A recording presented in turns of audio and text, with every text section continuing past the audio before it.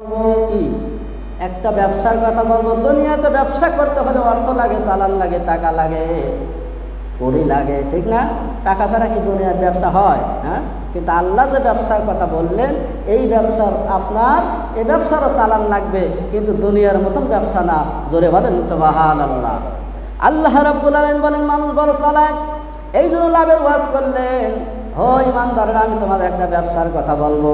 এই ব্যবসা যদি করতে পারো, ধরতে পারো, আমল করতে পারো, তাহলে আমি আল্লাহ রাব্বুল আলামিন ওয়াদা দিলাম, তোমাদের কঠিন পীড়াদায়ক যন্ত্রণাদায়ক আযাব থেকে আমি আল্লাহ বাঁচাইয়া দেবো। জোরে বলেন সুবহানাল্লাহ। তিজারাতান মানে ব্যবসা। আল্লাহ রাব্বুল আলামিন বলেছেন যে তুমজিবু মিন আযাবিন আলীম, আমি তোমাদের যন্ত্রণাদায়ক কষ্টদায়ক আযাব আমি আল্লাহ পাক বাঁচাইয়া দেবো। জোরে বলেন সুবহানাল্লাহ। কোরআনুল কারীমের মধ্যে তিনটি আযাবের কথা আছে: আযাবুন আযীম, আযাবুন আলীম, আযাবুন মুহিন। জোরে বলেন সুবহানাল্লাহ। একটা যন্ত্রণাদায়ক আযাব, আর একটা অপমানজনক আযাব, আর একটা শাস্তি হচ্ছে বিরাট আযাব। জোরে বলেন সুবহানাল্লাহ। একটা যন্ত্রণাদায়ক আযাব, আরেকটা শাস্তির ধরন বিরাট, আরেকটা শাস্তি হচ্ছে অপমানজনক শাস্তি। তিনটা শাস্তির ধরন কোরআনের মধ্যে আল্লাহ পাক বলে দিয়েছেন। জোরে বলেন সুবহানাল্লাহ। তিনটা আযাবের কথা কোরআনে আসছে। জোরে বলেন একবার আলহামদুলিল্লাহ। আল্লাহ পাক বলে এই সমস্ত আযাব কথা সব সরাইয়া দেবো, বাঁচাইয়া দেবো। ব্যবসা যদি করতে পারো তো উমিনুনা বিল্লাহি ওয়া রাসূলিহি ওয়া তুজাহিদুনা ফি সাবিলিল্লাহ। জোরে বলেন সুবহানাল্লাহ। এক নাম্বার ব্যবসার পুঁজি, অর্থ, চালান, করি, টাকা। এক নাম্বার পুঁজি হচ্ছে আল্লাহ রসুলের উপর বিশ্বাস স্থাপন করা লাগবে, বিশ্বাসী হওয়া লাগবে, ঈমান আনয়ন করা লাগবে। জোরে বলেন সুবহানাল্লাহ। ঈমানদার হওয়া লাগবে। ঈমান না এনে ভালো কাজ করলে ভালো কাজের মূল্য আল্লাহর কাছে নাই। জোরে বলেন সুবহানাল্লাহ। আগে ঈমান আনা লাগবে। হিন্দুরা, খ্রিস্টান, বৌদ্ধ, নাসারা, ইহুদিরা এরা কিন্তু দুনিয়ার উপরে ভালো ভালো কাজ করে, কারণ জনকল্যাণমূলক কাজ করে, মানুষের উপকারার্থে হসপিটাল বানায় দেয়, রাস্তাঘাট, ব্রিজ, কালভার্ট এগুলো নির্মাণ করে দেয়, যাতে করে আমাদের নাম হয়, সুনাম হয়, যাতে করে মানুষ উপকৃত হয়, ঠিক না? এই কাজগুলো করে না? এই কাজগুলোর সওয়াব যত তারা ঈমান আনে নাই, ঈমান গ্রহণ করে নাই, বিধায় আল্লাহ রাব্বুল আলামিনের কাছে এদের চারেনার মূল্য নাই। জোরে বলেন সুবহানাল্লাহ।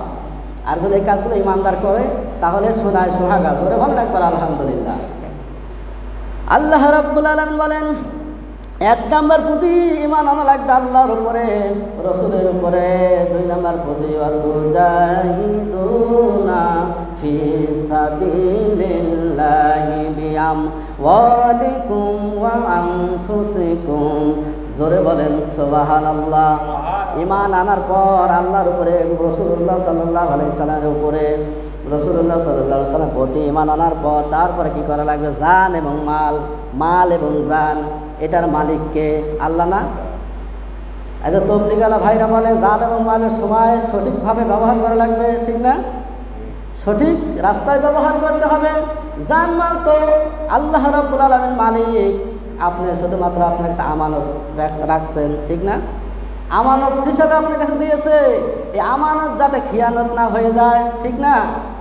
আল্লাহ রাব্বুল আলামিন জান এবং মাল যদি আমার রাস্তায় সঠিকভাবে ব্যবহার করতে পারো, খরচ করতে পারো, তাহলে কি করবো জানো? আল্লাহ রাব্বুল আলামিন বলেন যালিকুম খায়রুল লাকুম ইন কুনতুম তা'লামুন। জোরে বলেন আল্লাহু আকবার। আল্লাহ পাক বলেন ঈমান আনার পর জান মাল আমার রাস্তায় যদি খরিদ করতে পারো, আমার রাস্তায় যদি তুমি বিলিয়ে দিতে পারো, ইসলামকে প্রতিষ্ঠিত করার জন্য খরচ করতে পারো, তাহলে আমি আল্লাহ তোমাদের কি করব? আমি আল্লাহ পাক বলেছেন দুনিয়ার মধ্যে সবচাইতে উত্তম আমল এইটা বান্দার। জোরে বলেন সুবহানাল্লাহ। আর জোরে বলেন একবার আলহামদুলিল্লাহ। কয়েকটা পথে, কয়েকটা রাস্তায় টাকা যদি খরচ করেন, এই টাকার হিসাব আল্লাহর কাছে দেওয়া লাগবে না। তার এক নাম্বার, আল্লাহর জমিনে আল্লাহর দিনকে কায়েম করার জন্য যত টাকা অর্থ করি, সময় ব্যয় করেন, এই সময় এবং টাকার হিসাব দেওয়া লাগবে না মালের। জোরে বলেন সুবহানাল্লাহ। শুধু তাই নয়, যারা যুদ্ধ করতে গিয়েছে, মুজাহিদ, মুজাহিদ যারা, এদের যদি সহযোগিতা করা হয় অস্ত্র শস্ত্র দিয়ে, টাকা পয়সা দিয়ে, এই টাকা পয়সা যত ওদের পিছনে খরচ করা হবে, এই টাকারও হিসাব দেওয়া লাগবে না। জোরে বলেন সুবহানাল্লাহ। এবং কোরআনকে প্রতিষ্ঠিত করার জন্য, কোরআন কায়েম করার জন্য যারা খরচ করবে, টাকা পয়সা খরচ করবে, নিজের জন্য পরিবারের জন্য খরচ করবে, টাকারও হিসাব আল্লাহ পাক নেবে না, এটা সদকা করার সওয়াব হয়ে যাবে। জোরে বলেন সুবহানাল্লাহ। আল্লাহ